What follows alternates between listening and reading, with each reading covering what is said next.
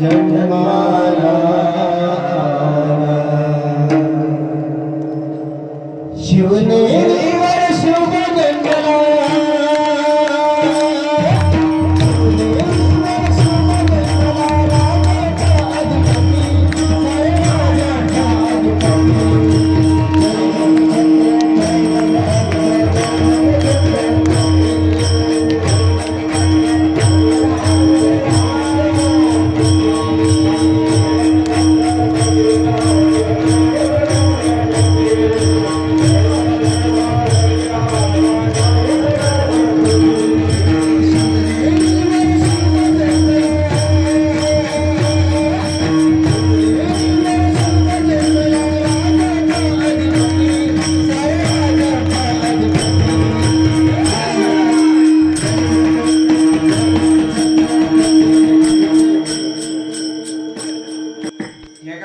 फक्त एवढ्यानेच घेतलेला आहे का आपण इथे शुभ जन्मला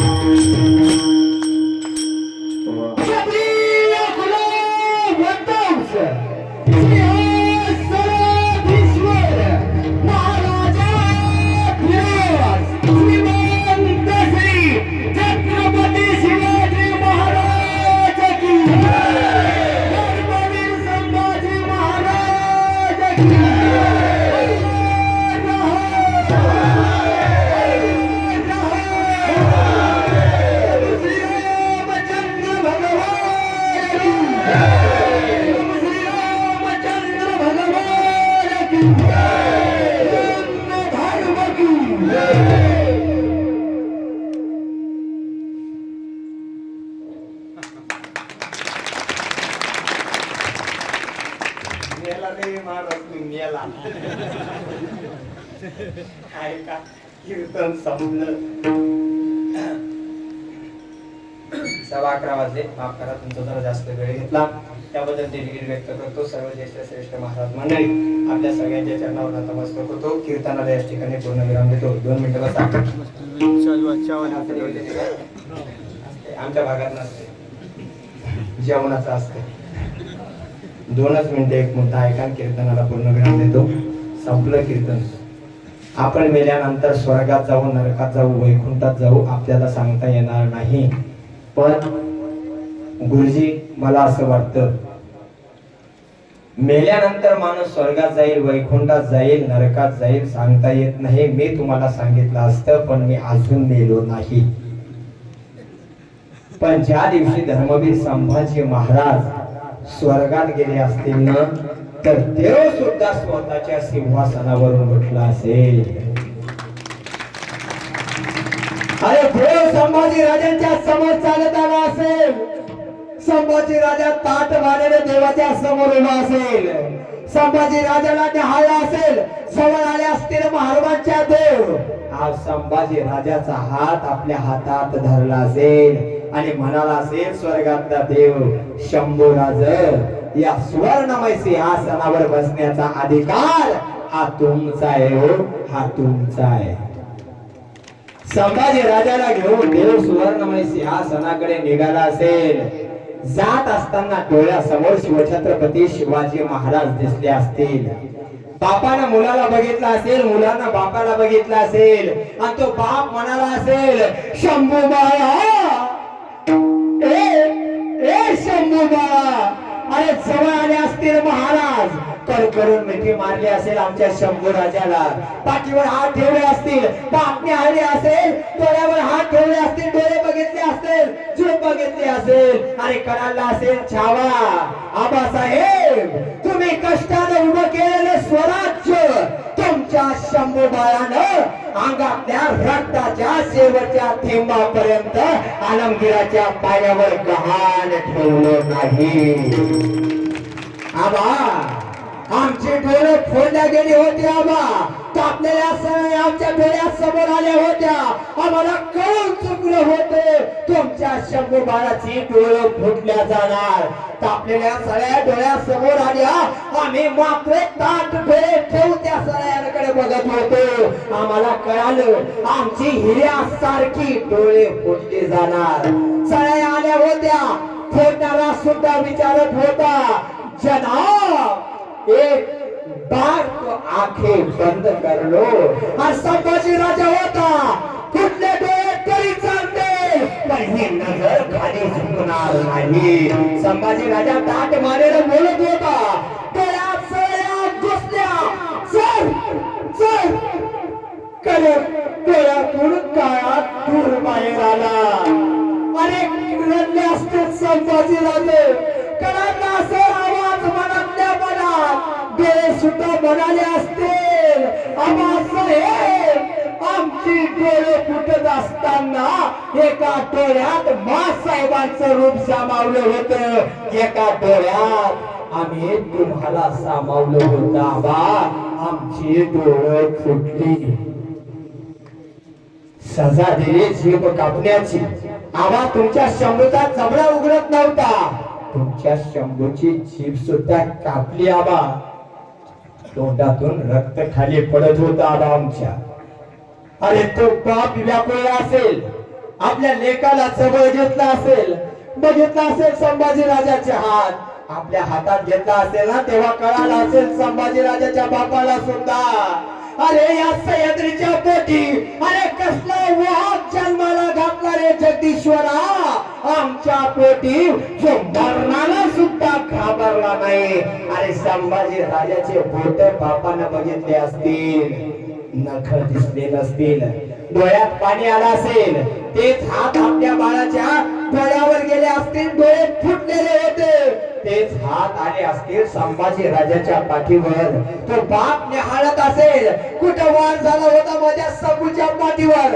अरे कुठलं मास तोडल्या गेलं होतं. अरे कुठल्या मास तुटल्याच्या नंतर माझ्या शंभूच्या पाठीवर मीठ टाकून रगडल्या गेलं होतं.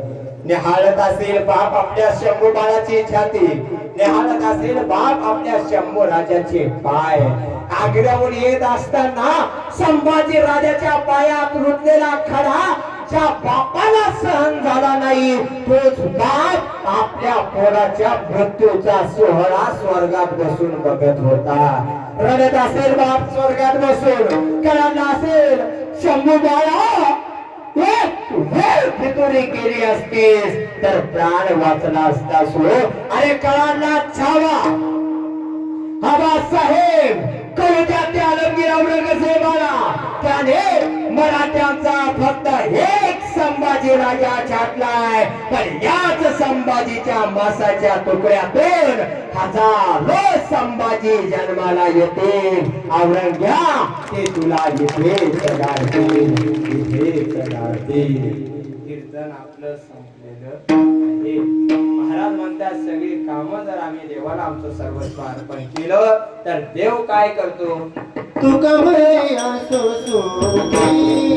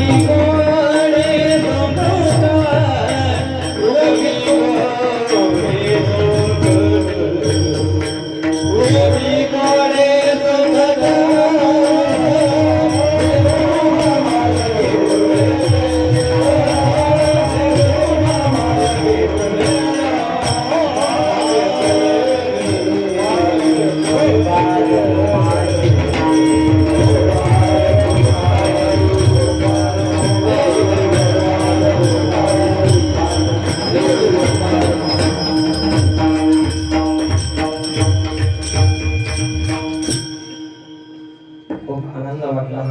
सर्व प्रेमाची महाराज मंडळी आज या ठिकाणी बघायला मिळाली. हरिभक्त पारायण आपले शिवाजी महाराज असतील, आमच्या बाबूराव महाराजांच्या दत्ता महाराजांनाही मनापासून धन्यवाद देतो. बाबूराव महाराज असतील, दत्ता महाराज असतील, शिवाजी महाराज असतील, चंद्रकांत महाराज असतील, छोटे महाराज असतील, बाबा असतील, गुरुजी असतील, सर्व ज्येष्ठ श्रेष्ठ महाराज मंडळी, पांचाळ गुरुजी, पाणी पिऊन उभे राहिलेले बाबा असतील, त्यांनाही मनापासून धन्यवाद देतो. आपल्या सर्वांना माझी विनंती असेल, आपल्या मुलाला चांगले संस्कार द्या. चांगले संस्कार द्यायचे असतील तर त्याला ज्ञानोबा तुकोबारायचा वारकरी बनवा. भागात एवढी तयार माणसे आहेत, यांचा कधीतरी आपण आशीर्वाद घ्या. आपल्या मुलाला संस्काराने सुसज्ज बनवा. येणाऱ्या पिढ्या प्रत्येक धर्मामध्ये आपल्या आपल्या मुलाला ज्याच्या त्याच्या धर्माचं शिक्षण दिलं जातं गुरुजी.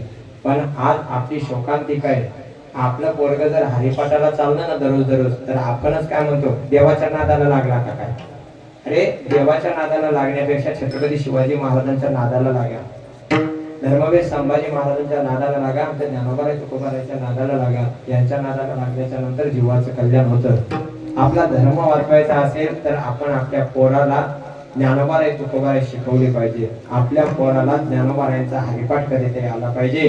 कीर्तनाला आलेल्या बऱ्याचशा तरुण पोरांना गुरुजी आजकाल हे सुद्धा माहीत नाही आपला धर्मग्रंथ कोणता आहे. एवढा आपण आपल्या धर्माला विसरत चाललेलो आहोत. कमीत कमी आपला धर्म आपल्याला जपता आला पाहिजे. याच्यासाठी आपल्या पोरांना ज्ञानोबाराय तुकोबारायांचे विचार सांगा. आपल्या तुकोबारायांचा गाथा कधीतरी त्यांच्या माथ्याला लावा, म्हणजे त्यांच्या माथ्यात प्रकाश पडल्याशिवाय राहणार नाही. आज आम्ही आळंदीमध्ये कैवल्य ज्ञानराज वारकरी शिक्षण संस्था स्थापन केलेली आहे.